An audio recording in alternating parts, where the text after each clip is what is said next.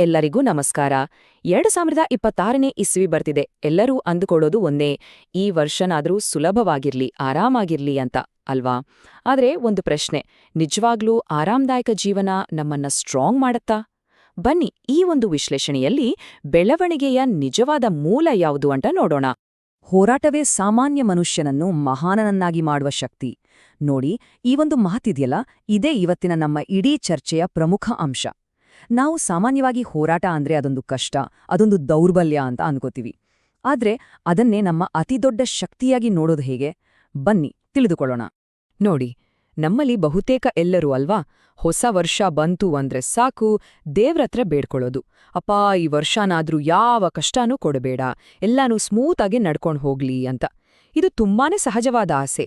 ಕಷ್ಟ ಅಂದ್ರೆ ಯಾರಿಗ್ತಾನೇ ಬೇಕು ಹೇಳಿ? ಆದ್ರೆ ಒಂದೇ ಒಂದು ಕ್ಷಣ ಯೋಚನೆ ಮಾಡಿ, ಅಲ್ಲೇನೇ ಇಲ್ದೆ ಏಕ್ದಮ್ ಶಾಂತವಾಗಿರೋ ಸಮುದ್ರದಲ್ಲಿ ಹಡಗೋಡ್ಸೋ ಒಬ್ಬ ನಾವಿಕ, ಅವನ್ ಯಾವತ್ತಾದ್ರೂ ಒಬ್ಬ ಗ್ರೇಟ್ ನಾವಿಕ ಆಗ್ತಾನಾ? ಇಲ್ಲ ಅಲ್ವಾ? ಬಿರುಗಾಳಿ, ದೊಡ್ಡ ದೊಡ್ಡ ಅಲೆಗಳನ್ನ ಎದುರಿಸಿದಾಗ ಮಾತ್ರ ಅವನ ನಿಜವಾದ ಸ್ಕಿಲ್, ಧೈರ್ಯ ಎಲ್ಲ ಹೊರಗ್ಬರೋದು. ನಮ್ಮ ಜೀವನ ಕೂಡ ಠೀಕ್ ಹಾಗೇನೆ. ಈ ಒಂದು ಐಡಿಯಾನ ಗೆಲ್ಲೆನ್ ಒಂದು ಸಿಂಪಲ್ ಆದ್ರೆ ತುಂಬಾನೇ ಪವರ್ಫುಲ್ ಕತೆ ಮೂಲಕ ಅರ್ಥ ಮಾಡ್ಕೊಳ್ಳೋಣ. ಆರಾಮ್ ಅಂದ್ರೆ ಏನು, ಸವಾಲು ಅಂದ್ರೆ ಏನು ಅನ್ನೋದು ಈ ಕತೆ ಕೇಳಿದ್ಮೇಲೆ ನಮ್ಗೆ ಕ್ಲಿಯರ್ ಆಗಿ ಗೊತ್ತಾಗುತ್ತೆ. ಸೊ ಕತೆ ಹೀಗೆ ಶುರುವಾಗುತ್ತೆ. ಒಬ್ಬ ಹುಡುಗ, ಅವನಿಗೆ ಜೀವನದಲ್ಲಿ ಏನಾದ್ರೂ ದೊಡ್ಡದಾಗಿ ಸಾಧಿಸ್ಬೇಕು ಅನ್ನೋ ಮಹತ್ವಾಕಾಂಕ್ಷೆ. ಅವನು ತನ್ನ ಅಜ್ಜನತ್ರ ಹೋಗಿ ಕೇಳ್ತಾನೆ, ಅಜ್ಜ, ಯಶಸ್ಸು ಅಂದ್ರೆ ಏನು, ಅದನ್ನ ಪಡೆಯೋಕೆ ಸೀಕ್ರೆಟ್ ಏನಾದ್ರೂ ಇದ್ಯಾ ಅಂತ. ಆಗ ಅಜ್ಜ ಉತ್ತರ ಕೊಟ್ಟಿದ್ದು ಮಾತಿಗಳಿಂದಲ್ಲ, ಬದಲಿಗೆ ಒಂದು ಪ್ರಾಕ್ಟಿಕಲ್ ಪಾಠದಿಂದ. ಅಜ್ಜ ಏನ್ ಮಾಡಿದ್ರು ಗೊತ್ತಾ? ಮೊಮ್ಮಗನನ್ನ ಕರ್ಕೊಂಡು ಒಂದು ನರ್ಸರಿಗೆ ಹೋದ್ರು. ಅಲ್ಲಿ ನೋಡಕ್ಕೆ ಒಂದೇ ಥರ ಇದ್ದ 2 ಗಿಡಗಳನ್ನ ತಗೊಂಡ್ರು. ಅದರಲ್ಲಿ ಒಂದನ್ನ ತಂದು ಮನೆಯೊಳಗೆ ಒಂದು ಪಾಟ್ನಲ್ಲಿ ಹಾಕಿ ಏಕ್ದಮ್ ಸೇಫ್ ಆಗಿಟ್ರು. ಇನ್ನೊಂದು ಗಿಡವನ್ನ ತಂದು ಮನೆಯಿಂದ ಹೊರಗಡೆ ನೇರವಾಗಿ ಮಣ್ಣಲ್ಲೇ ನೆಟ್ರು. ಇಲ್ಲಿ ನೋಡಿ, ಈ 2 ಗಿಡಗಳ ಪರಿಸ್ಥಿತಿ ಸಂಪೂರ್ಣ ಬೇರೆ ಬೇರೆ. ಮನೆ ಒಳಗೆ ಇದ್ದ ಗಿಡಕ್ಕೆ ಫುಲ್ ಪ್ರೊಟೆಕ್ಷನ್, ಬಿಸಿಲು, ಗಾಳಿ, ಮಳೆ, ಪ್ರಾಣಿಗಳು ಯಾವುದ್ರ ಭಯನೂ ಇಲ್ಲ, ಏಕ್ದಮ್ ಆರಾಮ್. ಆದ್ರೆ ಹೊರಗಡೆ ಇದ್ದ ಗಿಡ ಇದೆಯಲ್ಲ, ಅದಕ್ಕೆ ಪ್ರತಿದಿನವೂ ಹೋರಾಟ. ವಿಪರೀತ ಬಿಸಿಲು, ಜೋರು ಮಳೆ, ಬಿರುಗಾಳಿ ಎಲ್ಲವನ್ನೂ ಅದು ಎದುರಿಸಲೇಬೇಕಿತ್ತು. ಸೊ 2 ಬೇರೆ ಬೇರೆ ದಾರಿಗಳು, 2 ಬೇರೆ ಬೇರೆ ಭವಿಷ್ಯಗಳು. ಆಗ ಅಜ್ಜ ಆ ಮೊಮ್ಮಗನನ್ನ ಕೇಳ್ತಾರೆ, ಮಗನೇ, ಈಗ ಹೇಳು, ಕೆಲವು ವರ್ಷಗಳ ನಂತರ ಅಂದ್ರೆ ಧರೋರಿಂಗ್ 2026 ಬಂದಾಗ ಈ 2ರಲ್ಲಿ ಯಾವ ಗಿಡ ತುಂಬಾನೇ ದೊಡ್ಡದಾಗಿ ಶಕ್ತಿಯುತವಾಗಿ ಬೆಳೆದಿರುತ್ತೆ ಅಂತ. ಆ ಹುಡುಗ ಒಂದು ಕ್ಷಣನೂ ಯೋಚನೆ ಮಾಡದೆ ಹೇಳ್ತಾನೆ, ಖಂಡಿತ ಮನೆಯೊಳಗಿರೋ ಗಿಡನೇ ಅಜ್ಜ, ಯಾಕಂದ್ರೆ ಅದಕ್ಕೆ ಯಾವ ತೊಂದ್ರೆನೂ ಇಲ್ಲ, ಅದು ಸೇಫ್ ಆಗಿದೆ. ಸರಿ, ಕೆಲವು ವರ್ಷಗಳು ಹಾಗೆ ಉರುಳಿ ಹೋದವು. 2026ನೇ ಇಸ್ವಿ ಬಂತು. ಆ ಹುಡುಗ ಮತ್ತೆ ಅಜ್ಜನ ಮನೆಗೆ ಬಂದವನಿಗೆ ಆ ಗಿಡಗಳ ನೆನ್ಪಾಯಿತು. ಆದ್ರೆ ಆಗ ಅವನಿಗೆ ಒಂದು ಮೆಗಪೆರಿಯ ಆಶ್ಚರ್ಯ ಕಾದಿತ್ತು. ಕಾಲತೋ ತನ್ನ ಪಾಡಿಗೆ ಹೋಗ್ತಾನೆ ಇತ್ತು. ಮನೆಯೊಳಗಡೆ ಇದ್ದ ಗಿಡಕ್ಕೆ ಟೈಮ್ಗೆ ನೀರು, ಗೊಬ್ಬರ ಎಲ್ಲ ಸಿಕ್ತಿತ್ತು. ಆದ್ರೆ ಆಚೆ ಇದ್ದ ಗಿಡ, ಅದು ಪ್ರಕೃತಿ ಜೊತೆನೆ ಫೈಟ್ ಮಾಡ್ತೋ ಬೆಳಿತಿತ್ತು. ಈಗ ಆ ರಿಸಲ್ಟ್ ನೋಡೋ ಸಮಯ ಬಂದೇ ಬಿಡ್ತು. ಅವನು ಮೊದಲು ಮನೆಯೊಳಗೆ ಹೋಗಿ ನೋಡಿದ. ಆ ಗಿಡ, ಹೌದು, ತುಂಬಾ ಸುಂದರವಾಗಿ, ಅಂದವಾಗಿ ಬೆಳೆದಿತ್ತು. ಅದು ಜಸ್ಟ್ ಒಂದು ಪಾಟ್ ಒಳಗಿನ ಶೋ ಗಿಡ ಅಷ್ಟೇ. ಆಮೇಲೆ ಅವನು ಹೊರಗಡೆ ಬಂದು ನೋಡಿದಾಗ ಅವನ ಕಣ್ಣುಗಳನ್ನ ಅವನಿಗೆ ನಂಬೋಕೆ ಆಗ್ಲಿಲ್ಲ. ಆಚೆ ಇದ್ದ ಆ ಪುಟ್ಟ ಸಸಿ ಇವತ್ತೊಂದು ದೈತ್ಯ ಮರವಾಗಿ ಬೆಳೆದು ನಿಂತಿತ್ತು. ಅದರ ಕೊಂಬೆಗಳು ಆಕಾಶವನ್ನೇ ಚುಂಬಿಸುವ ಹಾಗೆ ವಿಶಾಲವಾಗಿ ಹರಡಿಕೊಂಡಿದ್ವು. ಆಶ್ಚರ್ಯದಿಂದ ಬಾಯಿ ಬಿಟ್ಟಿದ್ದ ಮೊಮ್ಮಗನಿಗೆ ಅಜ್ಜ ನಿಧಾನವಾಗಿ ವಿವರಿಸಿದ್ರು, ನೋಡು, ಆಚೆ ಇದ್ದ ಗಿಡ ಯಾಕೆಷ್ಟು ದೊಡ್ಡದಾಯ್ತು ಗೊತ್ತಾ?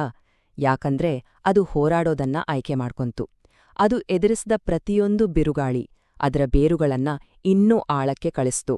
ಅದು ಸಹಿಸ್ಕೊಂಡ ಪ್ರತಿಯೊಂದು ಬಿಸ್ಲು ಅದರ ಕೊಂಬುಗಳನ್ನ ಬಲ ಮಾಡ್ತು. ಹೋರಾಟವೇ ಅದನ್ನ ಇವತ್ತು ಹೀಗೆ ಮಾಡಿದ್ದು. ನೋಡಿ, ಈ ಕತೆ ನಮ್ಗೊಂದು ದೊಡ್ಡ ಪಾಠವನ್ನ ಹೇಳುತ್ತೆ ಅಲ್ವಾ? ಇದು ನಮ್ಮ ಜೀವನಕ್ಕೆ ನೇರವಾಗಿ ಸಂಬಂಧಿಸಿದ್ದು. ಹಾಗಾದ್ರೆ ನಮ್ಮ ಮುಂದಿರೋ ಪ್ರಶ್ನೆ ಒಂದೇ, ಬರ್ತಿರೋ 2026ರಲ್ಲಿ ನಾವು ಆ ಕುಂಡದ ಒಳಗಿನ ಸೀಮಿತ ಗಿಡ ಆಗ್ಬೇಕಾ ಅಥವಾ ಆ ಬೃಹತ್ ಮರ ಆಗ್ಬೇಕಾ? ಹಾಗಾಗಿ ಬರ್ತಿರೋ 2026ನ್ನ ಕೇವಲ ಒಂದು ಕ್ಯಾಲೆಂಡರ್ ವರ್ಷ ಅಂತ ನೋಡ್ಬೇಡಿ, ಅದನ್ನ ನಿಮ್ಮ ಹೊರಾಂಗಣದ ತೋಟ ಅಂತ ಅನ್ಕೊಡಿ. ಇದು ಸವಾಲುಗಳನ್ನ ಎದುರಿಸಿ ನಿಮ್ಮ ನಿಜವಾದ ಶಕ್ತಿ ಎಷ್ಟಿದೆ ಅಂತ ತೋರ್ಸೋಕೆ ಸಿಕ್ಕಿರೋ ಒಂದು ಅದ್ಭುತ ಅವಕಾಶ. ಹಾಗಾದ್ರೆ ಈ ಕಥೆಯಿಂದ ನಾವು ಕಲಿಬೇಕಾಗಿರೋದೇನು? ಮೊದಲನೇದಾಗಿ, ಆರಾಮದಾಯಕ ಆಯ್ಕೆಗಳು ನಮ್ಮ ಬೆಳವಣಿಗೆಯನ್ನ ಸೀಮಿತಗೊಳಿಸುತ್ತವೆ. ಆ ಕುಂಡದ ಗಿಡದ ಹಾಗೆ. ಎರಡನೇದು, ಯೋಚನೆ ಮಾಡಿ, ಒಬ್ಬ ಫಿಲ್ಮ್ ಡೈರೆಕ್ಟರ್ ತನ್ನ ಸಿನಿಮಾದಲ್ಲಿರೋ ಅತ್ಯಂತ ಕಷ್ಟಕರವಾದ ಪಾತ್ರವನ್ನ ಯಾರಿಗೆ ಕೊಡ್ತಾನೆ? ತನ್ನ ಬೆಸ್ಟ್ ಆಕ್ಟರ್ಗೆ ಅಲ್ವಾ? ಹಾಗೇನೇ ನಮ್ಮ ಜೀವನದಲ್ಲಿ ಕಷ್ಟಗಳು ಬರ್ತಿದೆ ಅಂದ್ರೆ ದೇವ್ರು ನಮ್ಮನ್ನ ಯಾವುದೋ ದೊಡ್ಡದಕ್ಕೆ ರೆಡಿ ಮಾಡ್ತಿದ್ದಾನೆ ಅಂತ ಅರ್ಥ. ನಮ್ಮ ನಿಜವಾದ ಪೊಟೆನ್ಷಿಯಲ್ ಆ ಕುಂಡದ ಗಿಡ ಆಗೋದಲ್ಲ, ಬದಲಿಗೆ ಆ ಬೃಹತ್ ಮರ ಆಗೋದು. ಖಂಡಿತ, ಈ ಹೋರಾಟದ ದಾರಿಯಲ್ಲಿ ನಿನ್ ಕೈಲಿ ಆಗಲ್ಲ ಅಂತ ಹೇಳೋ ಜನ ಇದ್ದೇ ಇರ್ತಾರೆ. ಆಗ ಆ ಕ್ಯೂಡ್ ಕಪ್ಪೆ ಕತೆ ನೆನ್ಪು ಮಾಡ್ಕೊಳ್ಳಿ. ಗುಂಡಿಯಿಂದ ಹೊರ ಬರಲು ಪ್ರಯತ್ನಿಸ್ತಿದ್ದಾಗ ಬೇರೆಲ್ಲ ಕಪ್ಪೆಗಳು ಇದು ಸಾಧ್ಯನೇ ಇಲ್ಲ ಅಂತ ಕೂಗ್ತಿದ್ವು. ಆದ್ರೆ ಅದಕ್ಕೆ ಕಿವಿ ಕೇಳಿಸ್ತಿರ್ಲಿಲ್ಲ. ಎಲ್ರೂ ತನ್ನನ್ನ ಪ್ರೋತ್ಸಾಹಿಸ್ತಿದ್ದಾರೆ ಅಂದ್ಕೊಂಡು ಮೇಲೆ ಬಂದ್ಬಿಟ್ಟು. ಹಾಗೆ ನಾವು ನೆಗೆಟಿವಿಟಿಗೆ ಕಿವಿಗೊಡದೆ ನಮ್ಮ ಗುರಿಯ ಮೇಲೆ ಫೋಕಸ್ ಮಾಡಬೇಕು. ಈ ಒಂದು ಐಡಿಯಾನ ಇನ್ನಷ್ಟು ಗಟ್ಟಿಯಾಗಿ ನಮ್ಮ ಮನಸ್ಸಲ್ಲಿ ಕೂರಿಸೋಕೆ ಬಲಿ ಕೊನೆಯದಾಗಿ ಇನ್ನೊಂದು ಪವರ್ಫುಲ್ ರೂಪಕವನ್ನು ನೋಡೋಣ.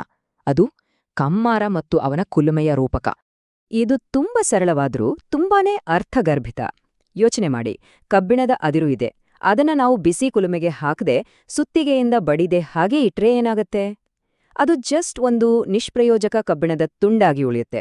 ಆದ್ರೆ ಅದೇ ಕಬ್ಬಿಣವನ್ನ ಬೆಂಕಿಯಲ್ಲಿ ಕಾಯಿಸಿ ಸುತ್ತಿಗೆಯಿಂದ ಬಡ್ದಾಗ ಅದು ಒಂದು ಶಕ್ತಿಶಾಲಿ ಹರಿತವಾದ ಖಡ್ಗವಾಗಿ ಬದಲಾಗುತ್ತೆ. ನೋಡಿ, ಹೋರಾಟದ ಮೌಲ್ಯ ಎಂಥದ್ದು ಅಂತ. ಹಾಗಾಗಿ 2076ರ ಹೊಸ್ತಿಲಲ್ಲಿ ನಿಂತಿರೋ ನಾವು ನಮ್ಮನ್ನ ನಾವೇ ಈ ಪ್ರಶ್ನೆ ಕೇಳ್ಕೋಬೇಕು. ನಾವು ನಮ್ಮನ್ನ ಒಂದು ಖಡ್ಗವಾಗಿ ಮಾಡುವ ಆ ಬೆಂಕಿಗೆ ಹೆದರುತ್ತೇವೆಯೋ ಅಥವಾ ನಮ್ಮನ್ನ ನಿಷ್ಪ್ರಯೋಜಕವಾಗಿ ಇಡುವ ಆ ಆರಾಮಕ್ಕೆ ಹೆದರುತ್ತೇವೆಯೋ? ಆಯ್ಕೆ ಸಂಪೂರ್ಣವಾಗಿ ನಮ್ಮದು. ಕೊನೆಯದಾಗಿ ಈ ಮಾತನ್ನ ನೆನಪಿಲ್ಲಿಟ್ಕೊಳ್ಳಿ, ಒಬ್ಬ ಶಿಲ್ಪಿ ಸುತ್ತಿಗೆಯಿಂದ ಹೊಡೆಯೋವರೆಗೂ ಕಲ್ಲು ಕಲ್ಲಾಗಿ ಇರುತ್ತೆ. ಆ ಪೆಟ್ಟುಗಳನ್ನ ಸಹಿಸ್ಕೊಂಡ ಮೇಲೆ ಅದು ಪೂಜಿಸಲ್ಪಡುವ ದೇವರ ಮೂರ್ತಿಯಾಗೋದು. ಹಾಗೇನೇ ನಮ್ಮ ಜೀವನದಲ್ಲಿ ಬರುವ ಸವಾಲುಗಳು, ಹೋರಾಟಗಳೇ ನಮ್ಮನ್ನ ನಿಜವಾದ ವ್ಯಕ್ತಿತ್ವ ಉಳ್ಳವರನ್ನಾಗಿ ಮಾಡ್ತವೆ. ಬನ್ನಿ, ಈ 2026ನ್ನು ಆರಾಮಾಗಿ ಕಳೆಯೋ ಬದಲು ನಮ್ಮ ಬೆಳವಣಿಗೆಯ ವರ್ಷವನ್ನಾಗಿ ಮಾಡ್ಕೊಳ್ಳೋಣ. ಪ್ರತಿಯೊಂದು ಸವಾಲನ್ನು ಸ್ವಾಗತಿಸೋಣ.